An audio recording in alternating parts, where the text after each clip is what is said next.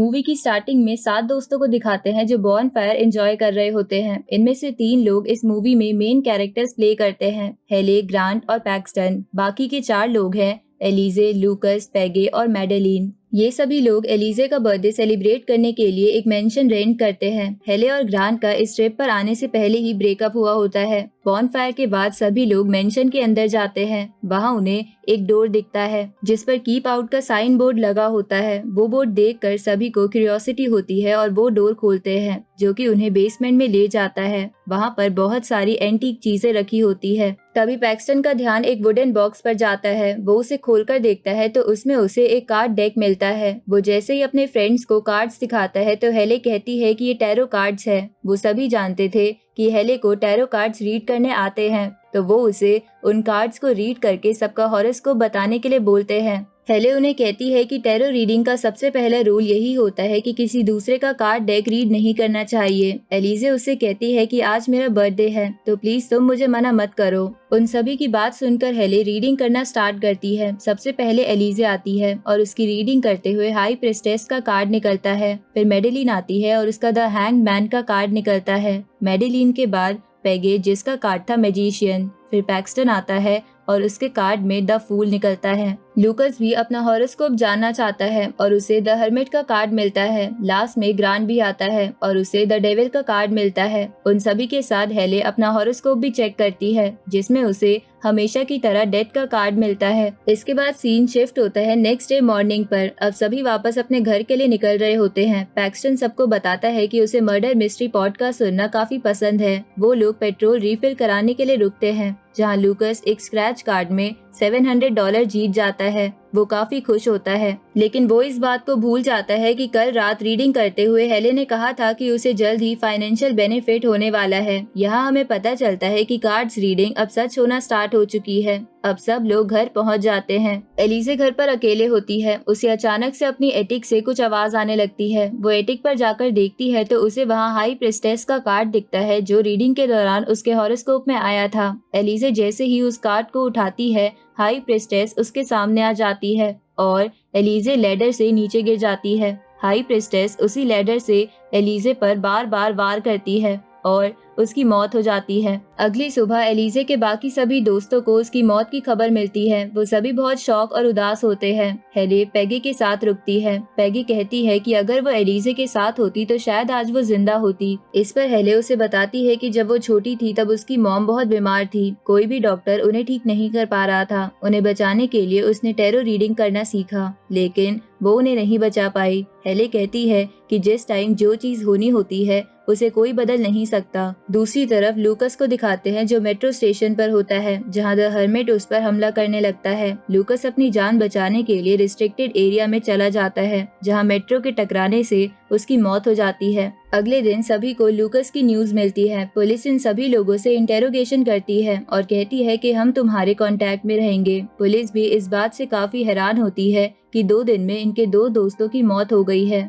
वो उन सभी को अपना ध्यान रखने के लिए भी कहते हैं। अब बाकी बचे 5 लोग एक साथ रहने का डिसाइड करते हैं। वो सभी ये फिगर आउट करने की कोशिश कर रहे होते हैं कि उनके दोनों दोस्तों की मौत अचानक कैसे हो सकती है। तभी पैक्सटन कहता है कि उसे ऐसा लगता है कि किलर उन 5 में से ही कोई एक है। वो सभी लोग उसकी बात को इग्नोर करते हैं। हेले एलिजे के बर्थडे नाइट से लेकर सभी बातों को रिकलेक्ट करती है और तभी उसका ध्यान टैरो रीडिंग्स की तरफ जाता है। वो कहती है कि एलिजे और लूकस के हॉरोस्कोप में जो भी चीजें उसने कही थी उनकी मौत उन्हीं चीजों से जुड़ी हुई है। ग्रांट उसकी बात से बिल्कुल भी एग्री नहीं करता, लेकिन बाकी सभी लोग एग्री करते हैं। हेले इंटरनेट पर टैरो कार्ड से रिलेटेड हुई डेथ्स के बारे में सर्च करती है तो उसे हर जगह एक ही नाम बार बार दिखता है, एल्मा आर्मस्ट्रॉन्ग। वो उसके बारे में और सर्च करती है तो उसे पता चलता है कि वो एक बहुत बड़ी एस्ट्रोलॉजर है और टैरो कार्ड रीडर भी। वो समझ जाते हैं कि एल्मा ही उनकी हेल्प कर सकती है और वो लोग उससे मिलने उसके घर पहुंच जाते हैं। हेले एल्मा को बताती है कि कैसे टैरो कार्ड रीडिंग करने से उसके 5 दोस्तों की मौत हो गई है। एल्मा उससे पूछती है कि क्या वो कार्ड्स वुडन बॉक्स में थे और उसके ऊपर ज़ोडिएक व्हील बना हुआ था।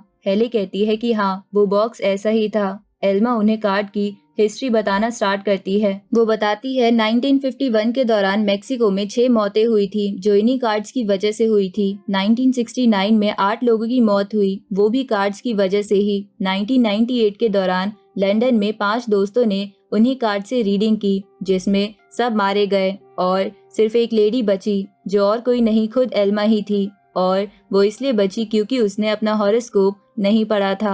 अपने दोस्तों की मौत के बाद वो समझ जाती है कि वो कार्ड्स कर्स थे और वो तभी से उन कार्ड्स को ढूंढ रही थी क्योंकि वो उन्हें डिस्ट्रॉय करना चाहती थी, लेकिन उन कार्ड्स को पहले ही कोई ऑक्शन में खरीद चुका था। हेले कहती है कि वो कार्ड्स अभी उसी मेंशन में है जहां उन लोगों ने स्टे किया था। एल्मा कहती है कि उन्हें वहां जाकर उन कार्ड्स को डिस्ट्रॉय करना होगा इससे पहले कि तुम सब मारे जाओ। हेले कार्ड्स को डिस्ट्रॉय करने से पहले उनका ओरिजिन जानना चाहती है, जिस पर एल्मा उन्हें बताती है कि 1798 के दौरान हंगरी में एक काउंट था जिसकी एक पर्सनल एस्ट्रोलॉजर थी। वो उसकी बताई प्रेडिक्शन के अकॉर्डिंग ही सब काम करता था, लेकिन एक दिन वो एस्ट्रोलॉजर काउंट का हॉरोस्कोप चेक करती है और उसे बताती है कि उसकी वाइफ और होने वाला बच्चा दोनों ही मर जाएंगे। ये सुनकर काउंट को बहुत गुस्सा आता है और वो उसे प्रेडिक्शन बदलने के लिए बोलता है, लेकिन हर बार एक ही कार्ड सामने आता है जो होता है डेथ कार्ड। काउंट उस एस्ट्रोलॉजर और उसकी बेटी को शहर से निकाल देता है। कुछ टाइम बाद उस लेडी की प्रेडिक्शन सच हो जाती है और काउंट की वाइफ और बच्चा दोनों ही मर जाते हैं। काउंट अपने साथियों के साथ उस लेडी को ढूंढता है और उसकी बेटी को वो लोग मार देते हैं। अब वो लेडी बहुत दुखी होती है और काउंट से बदला लेने के लिए वो खुद टैरो कार्ड्स को बनाती है और अपनी जान लेकर उन कार्ड्स में अपना ब्लड मिक्स करके उन्हें कर्स बना देती है। अगले ही दिन काउंट की भी मौत हो जाती है और तब से अब तक ये कार्ड्स कई लोगों की जान ले चुके हैं। इन सभी बातों को जानने के बाद वो सभी मेंशन जाने के लिए निकलते हैं। तभी अचानक एक ब्रिज पर आकर उनकी कार खराब हो जाती है। जैसे ही ये लोग कार से बाहर देखते हैं तो इन्हें हैंगमैन दिखता है जो मैडेलीन के कार्ड्स में निकला था। मैडेलीन समझ जाती है कि अब उसके मरने की बारी है, तो वो अपनी जान बचाने के लिए कार से उतरकर भागने लगती है। वो सभी उसके पीछे भागते हैं, लेकिन हैंगमैन से उसे नहीं बचा पाते। ये देखकर वो सभी बहुत डर जाते हैं और वहाँ से भागते हैं। पैक्सटन उनके साथ मेंशन जाने से मना कर देता है और अकेले अपने हॉस्टल चला जाता है। जैसे ही वो हॉस्टल पहुँचता है उसे अपने पीछे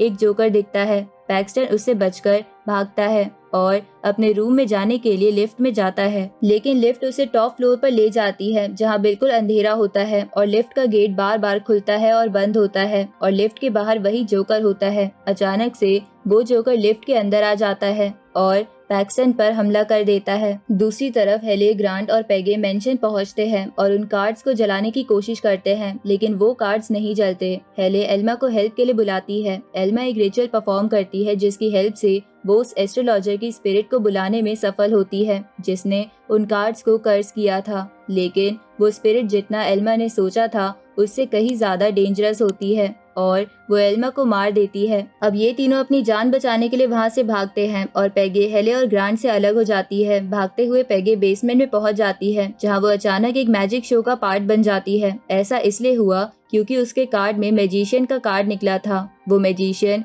पेगे को एक चेस्ट में बंद कर देता है और अपनी ऑडियंस के सामने उसे बीच में से काट देता है। अब बचे हैं ग्रांट और हेले। हेले कहती है कि अगर वो उस एस्ट्रोलॉजर के लिए कार्ड्स रीड करे तो हो सकता है उनकी जान बच जाए। ग्रांट पहले ही उसे मना करता है, लेकिन वो भी मान जाता है क्योंकि उनके पास दूसरा कोई ऑप्शन नहीं होता। तभी डेविड जो ग्रांट के कार्ड में निकला था उसे खींचकर ले जाता है और हेले पर डेथ हमला करती है। हेले उससे बचते हुए कार्ड्स तक पहुंचती है और तभी ग्रांट भी वहां आ जाता है जो डेविल से लड़ रहा होता है। हेले उस एस्ट्रोलॉजर की रीडिंग स्टार्ट करती है और उसके लिए डेथ कार्ड निकलता है। उस एस्ट्रोलॉजर की स्पिरिट हेले को मारने की कोशिश करती है और दूसरी तरफ डेविल ग्रांट को आग की तरफ घसीटते हुए ले जाता है, लेकिन जैसे कि एस्ट्रोलॉजर की स्पिरिट का कार्ड डेथ आया था तो वो सभी कार्ड जलने स्टार्ट हो जाते हैं और उन्हीं के साथ उसकी स्पिरिट भी जलने लगती है और हेले और ग्रांट दोनों बच जाते हैं। वो दोनों मेंशन से निकलकर घर की तरफ जा रहे होते हैं। तभी सामने से एक कार आती है और उसमें से पैक्सटन निकलता है। वो उन्हें बताता है कि उसके कार्ड के अकॉर्डिंग द फूल जो कि एक जोकर था उसका पीछा करते हुए लिफ्ट में उसे मारने वाला था, लेकिन तभी उसका रूममेट लिफ्ट ओपन कर देता है और वो बच जाता है। तो एट द एंड 7 दोस्तों में से हेले, ग्रांट और पैक्सटन ही सरवाइव कर पाते हैं और इसी के साथ मूवी खत्म हो जाती है। Thanks for watching.